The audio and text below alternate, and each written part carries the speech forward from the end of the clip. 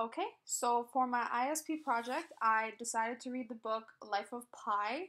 And the reason I chose this book is because I think the author found a really unique view on how to write the story. And I think that it's all about survival and the will to live and self discovery. And my thesis on this story is how the main character's subconscious creates fictional beings, and I believe this is true because the way that this book is written, it kind of gives little hints and little giveaways on how you would think that this might be real and it might not be real. So I'm going to be giving examples of why I think this, how I think, and why I think this story proves my thesis. So right now I'm just going to give a little bit of background. And so the book starts off with the early life of Pi, and Pi is the main character. So basically, Pi studies zoology and religion because he's very curious about how different views and a lot of different things work, things that he hasn't been brought up or raised by, but he still wants to know them. So, the first scene that I want to talk about to prove my thesis on why Pi's subconscious creates things that aren't really there is the shipwreck scene where Pi's parents take him and all the animals from the zoo on this ship to go to Canada. So during their expedition, the ship starts to sink. So automatically, Pi jumps into the water because he wants to live, he wants to save himself, he wants to be able to survive this. And basically, Pi's, I guess you could say, companion is a tiger whose name is Richard Parker. We are introduced to him in the beginning. And basically, Pi treats this animal like an actual person. So when the shipwreck is happening and the author is describing this scene to us, the readers, basically what we get a feel of is that Richard Parker, this big, ferocious tiger, is going to save Pi. But that's not so much the case. And I think we notice this because when Pi jumps into the water, and so does Richard, they go separate ways, but they end up going to the same place, which I'll talk about later. But I think that this is a good example on why I feel that Pi's mind has just made this up for him because, like, the way that Pi treats him is like a person, like a family member, and we all know that that's not possible.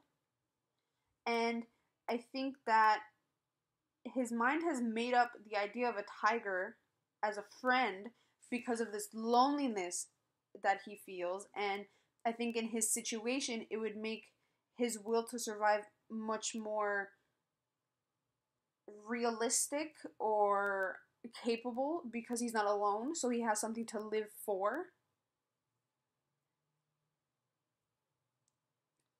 And the second reason is after Pi and the tiger, they're in the ocean and they separate.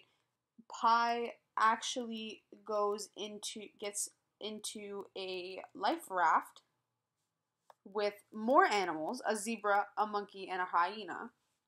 And basically, this is another good example of how Pi's mind makes up these beings, these animals, is because he doesn't really have anybody else to talk to. You're assuming that his parents are no longer alive, that everybody else on the ship is no longer alive either. So it's really just him by himself.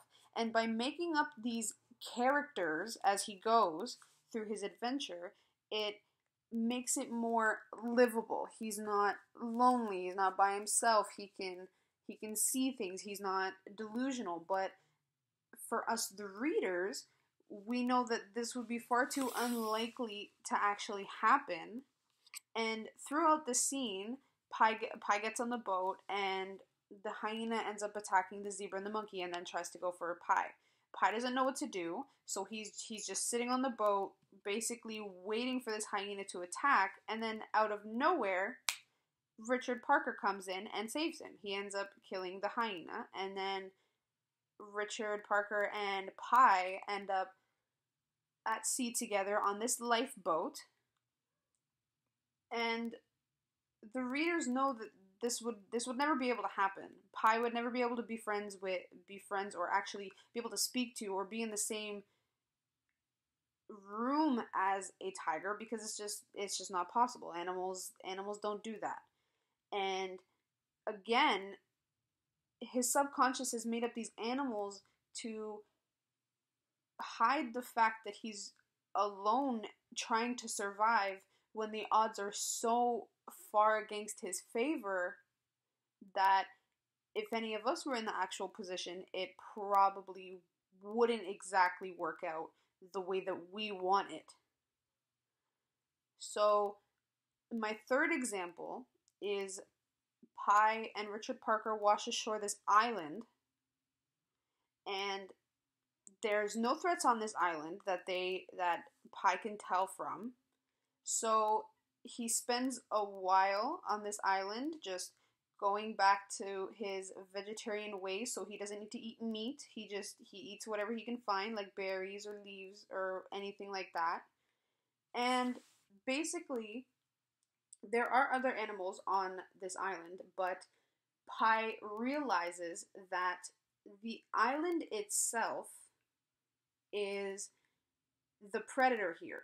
So at night, anything that is on the island basically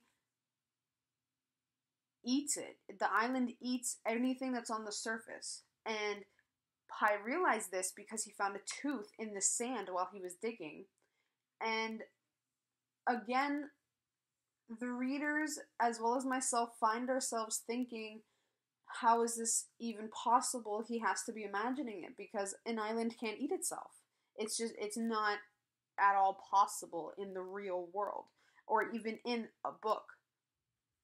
So Pi is imagining this because, and I think that it's the reason of delusion, because he might not be by himself necessarily, but he can't actually have conversation with this tiger that he has spent with on the island. He doesn't have anyone to talk to. He can't try and figure out a plan because he's by himself. And I think that this is a really good example, because it just showcases the illusions and delusions of what Pi is going through on this island alone. So overall, after the scene, him and Richard Parker get in the boat and they sail away, because obviously they can't stay. Excuse me.